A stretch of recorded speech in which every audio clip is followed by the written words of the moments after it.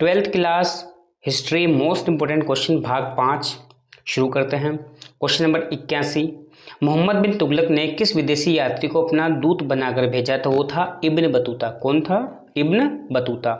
मुनीस उल अरवाह की रचना किसने की? तो जहांआरा बेगम ने की। विजयनगर साम्राज्य में गोपुरम क्या थे? तो मंदिरों के जो विशाल प्रवेश द्वार थे उन्हें गोपुरम कहा जाता था। नेक्स्ट क्वेश्चन, 1924 में जेल से रिहा होने के बाद गांधी जी ने अपना ध्यान किन रचनात्मक कार्यों की ओर आकर्षित किया? वो किया था चरखा, खादी और अस्पृश्यता उन्मूलन के लिए।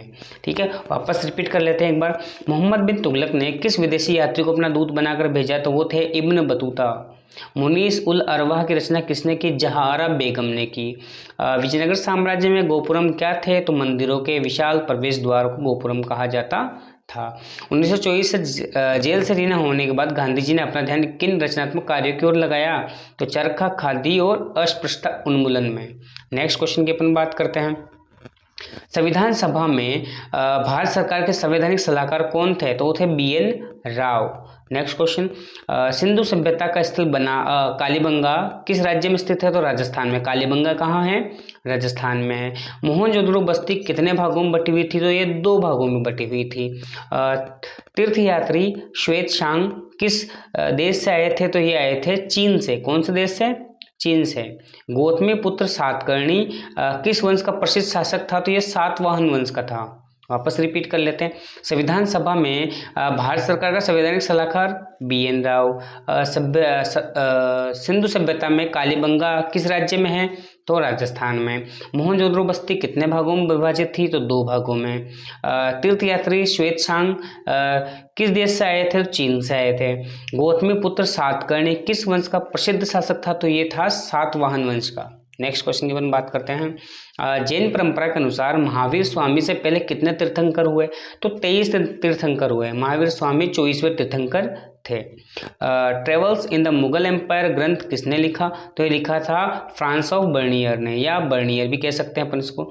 इब्न बतूता को किस शहर का काजी या न्यायाधीश नियुक्त किया गया था? तो इसे दिल्ली का काजी नियुक्त किया गया था, है ना। विजयनगर साम्राज्य की स्थापना किस वर्ष हुई? तो 1336 में। किस वर्ष हुई? 1336। रिपीट कर लेते हैं। जैन परंपरा के अनुसार महावीर स्वामी के से पहले कितने तीर्थंकर हुए थे? तो 23 हुए थे। Travels in the Mughal empire ग्रंथ किसका है? बर्नियर का है। इब्न बतूता किस शहर का काजी न्यायाधीश नियुक्त किया गया था? तो दिल्ली का। विजयनगर साम्राज्य की स्थापना कब हुई? तो 1336 में हुई थी। नेक्स्ट क्वेश्चन की अपन बात करते हैं। यवन शब्द का प्रयोग किन के लिए किया जाता था? तो यवन शब्द यूनानियों के लिए प्रयोग किया जाता था। किन के लिए? यूनानियों के लिए। बंगाल में स्तंभरारी बंदोबस्त कब लागू किया गया? तो 1793 में। कब लागू किया गया? 1793 में। संविधान सभा के कुल कितने सत्र हुए थे? तो 11 सत्र हुए थे। कितने हुए थे? 11। संविधान निर्माण के समय भारत सरकार के संवैधानिक सलाहकार कौन थे? तो BN राव। कौन थे? BN राव। सिंधु सभ्यता में बाट सामान्यतः किस पत्थर के बनाए जाते थे? चर्ट नामक एक पत्थर आता था, उससे बाट बनाए जाते थे। रिपीट करते हैं। यवन शब्द किन के लिए प्रयोग किया जाता है? तो यवन शब्द यूनानियों के लिए प्रयोग किया जाता था। बंगाल में स्तंभरारी बंदोबस्त कब लागू किया गया? तो ये किया गया 1793 में। कब किया गया? 1793 में। संविधान सभा में कुल कितने सत्र हुए? संविधान सभा के कुल 11 सत्र हुए। ठीक है, नेक्स्ट बात करते हैं। संविधान निर्माण के समय भारत सरकार के संवैधानिक सलाहकार कौन थे? तो BN राव थे। ये 2 से 3 बार आ चुका क्वेश्चन।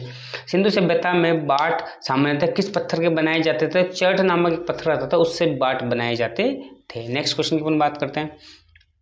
मंदसौर से पहले के नाम से जाना जाता था। मंदसौर का पुराना नाम क्या था? तो दशपुर था। क्या नाम था? दशपुर।